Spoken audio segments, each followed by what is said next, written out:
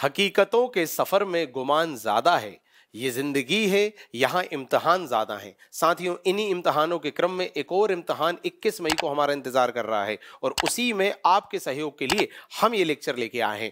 आज का ये लेक्चर समर्पित है इंडियन पॉलिटी के खास सेक्शन को, जहां से प्रश्न पूछे गए हैं और आगे भी पूछे जाने की संभावना है। उस सेक्शन का नाम है प्रमुख कथन। इंडियन पॉलिटी से संबंधित प्रमुख कथन हम देखने वाले हैं। पहला कथन देखते हैं साथियों। के एम मुंशी ने भारत सरकार अधिनियम जो 1909 वाला आया था उसके संबंध में कहा था कि इसने उभरते हुए प्रजातंत्र को जान से मार डाला। सीधे प्रश्न आएगा कि इसने उभरते हुए गणतंत्र को जान से मार डाला, यह कथन किसका है? तो के एम मुंशी का है। किसके संबंध में है? तो भारत सरकार अधिनियम 1909 के संबंध में है। अगला कथन देखते हैं, यह प्रस्तावना के संबंध में है। दोस्तों, प्रस्तावना हमारे संप्रभु प्रजातांत्रिक गणतंत्र की जन्म कुंडली है। मतलब एक तरह से प्रस्तावना को जन्म कुंडली कहा।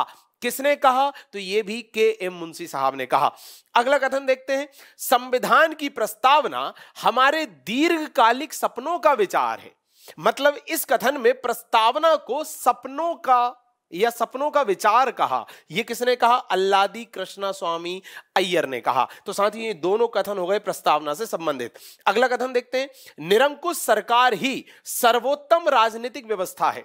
जो निरंकुश सरकार होती है वही बेस्ट व्यवस्था है। यह बात किसने कही? चार्ल्स वुड ने कही। अगला कथन देखते हैं कि भारत के संविधान का निर्माण विश्व के विभिन्न संविधानों को छानने के बाद हुआ है। यह कथन दिया बी आर अंबेडकर साहब ने। साथियों, अगला देखें, राज्य के नीति निर्देशक तत्व, मतलब जो भाग 4 है संविधान का, भारतीय संविधान की एक अनोखी विशेषता है। मतलब जो डीपीएसपी जिसे अपन बोलते हैं, राज्य के नीति निर्देशक तत्व, मतलब संविधान का भाग 4, उसे एक अनोखी व्यवस्था कहा। साथियों, ये भी बी आर अंबेडकर साहब ने कहा। तो आपको ना कथन एज इट इज रटने नहीं है, आपको थोड़ा सा डिकोड करके देखना है जो मैं आपको करवा रहा हूं। क्या करवा रहा हूं कि डीपीएसपी को अनोखी व्यवस्था, बी आर अंबेडकर। संविधान जो है वो छान के बना, बी आर अंबेडकर। निरंकुश व्यवस्था ही बेस्ट है, चार्ल्स वुड। प्रस्तावना जो है वो सपना है, अल्लादी कृष्णा स्वामी। प्रस्तावना जो है वो प्रजातंत्र की एक तरह से जन्म कुंडली है, के एम मुंशी। तो इस तरह से थोड़े थोड़े शब्द देखना है, ठीक है? एज इट इज रटने की जरूरत नहीं होती। क्लियर? अच्छा, अंबेडकर साहब के कुछ कथन और हैं। जैसे इन्होंने जो आर्टिकल 32 था उसे संविधान की आत्मा कहा था। उन्होंने कहा था, यदि कोई मुझसे पूछे कि संविधान का सबसे श्रेष्ठ हिस्सा कौन सा है तो मैं इसी का नाम लूंगा, इसी आर्टिकल का नाम लूंगा। तो आत्मा कहा था इन्होंने उसको। अच्छा, अगला कथन देखते हैं, भारत की जो राष्ट्रमंडल सदस्यता है एक सौजन्य व्यवस्था मात्र है, इसका कोई भी महत्व नहीं है। यह बात कही थी किसने? रामास्वामी जी ने। अगला देखते हैं, भारतीय संविधान को आवश्यकता से अधिक अनम्य बना दिया गया है। अच्छा, यह बात कही आइवर जेनिंग्स ने। अनम्य मतलब जिसमें परिवर्तन ना हो सके, और नम्य मतलब फ्लेक्सिबल, जिसमें इजीली परिवर्तन हो सके। तो अनम्य मतलब परिवर्तन ना हो सके, कठोर, रिजिड, ये बना दिया। ये बात कही किसने? आइवर ने। अगला, भारतीय संविधान एक केंद्रीकृत प्रवृत्ति वाला संविधान है, सेंट्रलाइज्ड वाला। ये बात कही इन्हीं ने, आइवर ने।